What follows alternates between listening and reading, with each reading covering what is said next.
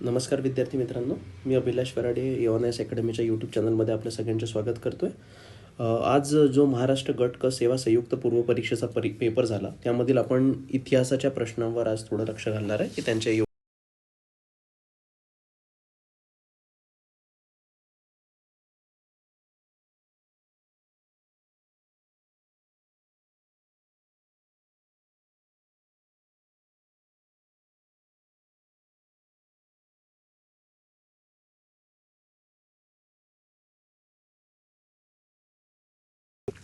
नारायण मेघाजी लोखंडे यांच्या संदर्भातील कोणती विधाने बरोबर आहेत या संदर्भात विचारलं आहे. पहिलं विधान आहे की ते कामगार चळवळीचे जनक होते.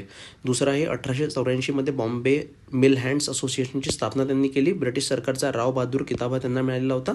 आणि चौथा आहे महाराष्ट्र लेबर युनियनची स्थापना त्यांनी केली होती. तर यामध्ये आपल्याला विचारलं आहे की योग्य विधाने कोणते आहेत. तर बघा, यामध्ये पहिलं तर नारायण मेघाजी लोखंडेंचं आपण जर बघितलं तर त्यामध्ये ते कामगार चळवळीचे जनक होते.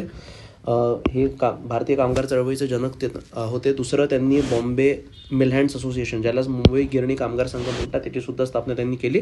आणि इंग्रज सरकारने त्यांना राव बहादुरी पदवीसुद्धा बहाल केलेली होती. म्हणजे एकंदरीत जर आपण बघितलं तर याचं ABC जे आहे हे 3 ऑप्शन्स करेक्ट आहे आणि चौथं जे ऑप्शन आहे चुकीचं आहे. महाराष्ट्र लेबर युनियनची स्थापना त्यांनी नव्हती केली. तर करेक्ट आन्सर याचं सेकंड आहे, B आहे. ठीक आहे. त्यानंतरचा पुढील प्रश्न आपण बघूया. याच्यामध्ये जोड्या आपल्याला विचारण्यात आलेले आहे.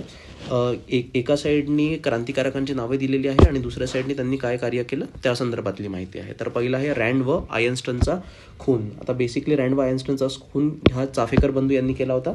आता या जोड्या लावा याच्यामध्ये आपण जर बघू शकतो तर पहिल्या Aचं चौथं आलं पाहिजे. तर याच्यामध्ये जर एकंदरीत आपण ऑप्शन्स बघितले तर Aचं चौथं फक्त पहिल्या ऑप्शनमध्ये आहे. म्हणजे आपोआपच सेकंड, थर्ड आणि फोर्थ ऑप्शन कट होऊन जातात. त्याचा करेक्ट आन्सर फर्स्ट आहे. रँड व आयन्स्टाईनचा खून चाफेकर बंधूंनी केला. अभिनव भारत ही संघटना आहे, विदा सावरकर यांनी स्थापन केलेली होती, हे सगळ्यांनाच माहीत असेल. त्यानंतर न्यायाधीश जॅक्सनचा जो खून आहे तो अनंत लक्ष्मण कन्हेरे यांनी केला होता. आणि कर्झन वायलीचा खून हा मदनलाल धिंगरा यांनी केला होता. तर करेक्ट आन्सर या प्रश्नाचं A आहे.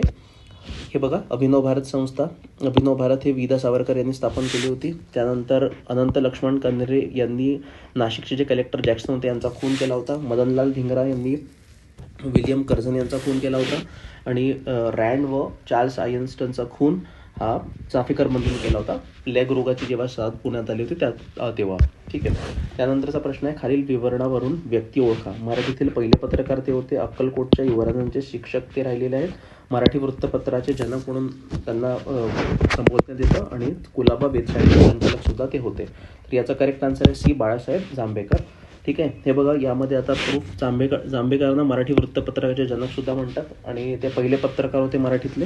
त्यांना सरकारकडून अक्कलकोटच्या युवराजाचे शिक्षक म्हणून सुद्धा नेमण्यात आले होते आणि कुलाबा वेधशाळेचे संचालक म्हणून सुद्धा ते राहिलेले आहेत. ठीक आहे. तर याचा करेक्ट आन्सर जे आहे 28व्या प्रश्नाचा बाळशास्त्री जांभेकर हे आहे. ठीक आहे. त्यानंतर आहे, कोणत्या राष्ट्रीय सभेच्या अधिवेशनात 2 गट पुन्हा एकत्र आले. ठीक आहे. आता यामध्ये जे काँग्रेसचं जर आपण अधिवेशन बघितलं तर काँग्रेसमध्ये जहाल आणि मवाळ हे 2 गट वेगळे झाले होते. तर ते एकत्र आले लखनौ सेशनमध्ये. ठीक आहे.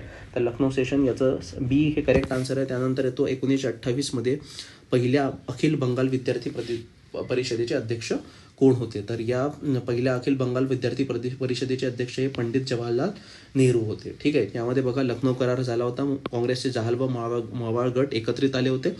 हे पहिलं. दुसऱ्या याच्यामध्ये the first all Bengal conference of student was held in August 1928 and was presided over by Jawaharlal Nehru. म्हणजे दुसऱ्या प्रश्नाचं जे उत्तर आहे ते पंडित जवाहरलाल नेहरू आहे. त्यानंतरचा प्रश्नाकडे बघूया. कोणत्या समाजसुधारकांनी विधवेशी विवाह केला. तर याचाही हा सोपा प्रश्न आहे. महर्षी धोंडे केशव कर्वे यांनी विधवेशी विवाह केला होता. त्या संदर्भात ठीक आहे, पहिला त्यांचा विवाह जो होता तो 15व्या वर्षीत झाला होता. ठीक आहे. आणि दुसरा विवाह जो आहे तो त्यांनी गोदूबाई नावाच्या एका विधवेशी लग्न केले होते. तर या संदर्भातली माहिती इथे दिलेली आहे. पुढचा प्रश्न जो आहे, ब्रिटिश काळातील भारताचे अनुद्योगीकरण म्हणजे काय. ठीक आहे. डिइंडस्ट्रियलायझेशन बद्दल हा प्रश्न विचारला. खूपच सोपा प्रश्न आहे. भारतातील पहिला ऑप्शन आहे भारतातील हस्तोद्योगांचा ऱ्हास. ठीक आहे. म्हणजे जे हँडीक्राफ्ट इंडस्ट्री आहे त्याचा ह्रास झाला. कुटीरोद्योगांचा ह्रास. ठीक आहे. कॉटेज इंडस्ट्री सुद्धा ह्रास झाला होता. तर हे दोन्ही स्टेटमेंट करेक्ट आहेत. आता C आणि D जो आहे तो थोडा कन्फ्युजिंग आहे. ग्रामव्यवस्थेत सुधारणा आणि शेती सुधारणा. हे बघा, जर एकंदरीत जर आपण पूर्ण इतिहास बघितला तर त्यामध्ये हे सापडून येतं की जेव्हा इंग्रज भारतात आले त्याच्यानंतर शेतीची सुधारणा न होता अधोगती झाली होती आणि ग्राम व्यवस्थेत सुद्धा सुधारणा नव्हती झाली. म्हणजे सी आणि डी हे चुकीचं आहे. आपल्याला विचारलं आहे की ब्रिटिश काळातील भारताचे अनिउद्योगीकरण म्हणजे काय, डिइंडस्ट्रियलायझेशन म्हणजे काय बा, तर हस्तउद्योगांचा ऱ्हास झाला आणि कुटीर उद्योगांचा सुद्धा ऱ्हास झाला. तर याचा करेक्ट आन्सर आहे ए आणि बी.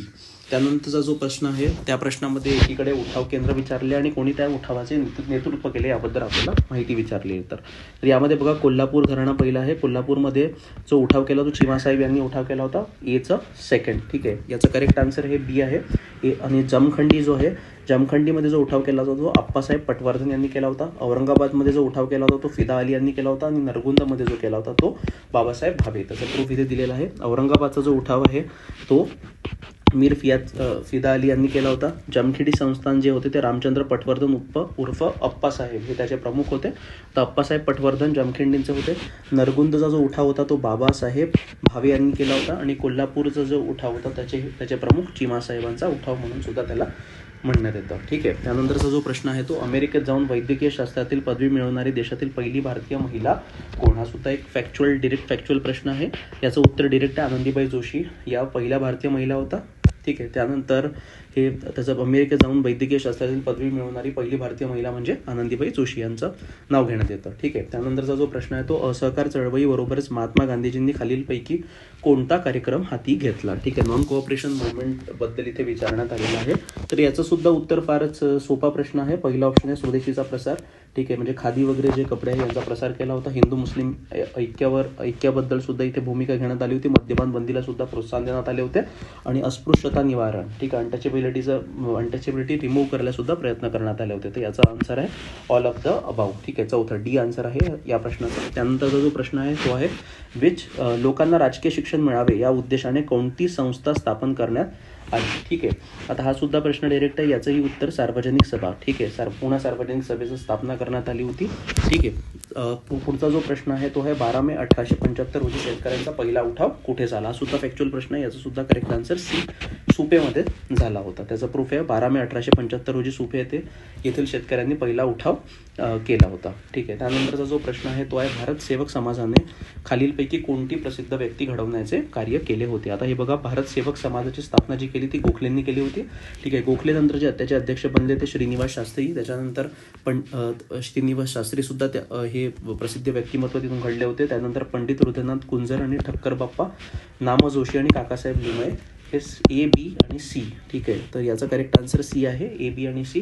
ठीक आहे, यांची घडवणूक या भारत सेवक समाजाने केलेली होती. ठीक आहे, त्यानंतरच आहे मुंबई सरकारने दक्षिणमध्ये चालू असलेल्या शेतकरी असंतोषाची चौकशी करण्यासाठी कोणते कमिशन नियुक्त केले होते. ठीक आहे, म्हणजे दक्षिणेकडे शेतकऱ्यांचा जो उठाव होता त्याच्या संदर्भात कमिशन नेमण्यात आले होते. याचा करेक्ट आन्सर हा सुद्धा डायरेक्ट फॅक्च्युअल प्रश्न आहे. याचाही करेक्ट आन्सर आहे डेक्कन राईट्स कमिशन. ठीक आहे, बघा यामध्ये शेतकरी उठावाची तीव्रता लक्षात घेता सरकारने डेक्कन राईट्स कमिशन नेमले. या अहवालावर मुंबई सरकारच्या दरबारात चर्चा झाली व दक्षिणेतील शेतकऱ्यांना दिलासा देणारा the Deccan agriculture relief act मंजूर करण्यात आला.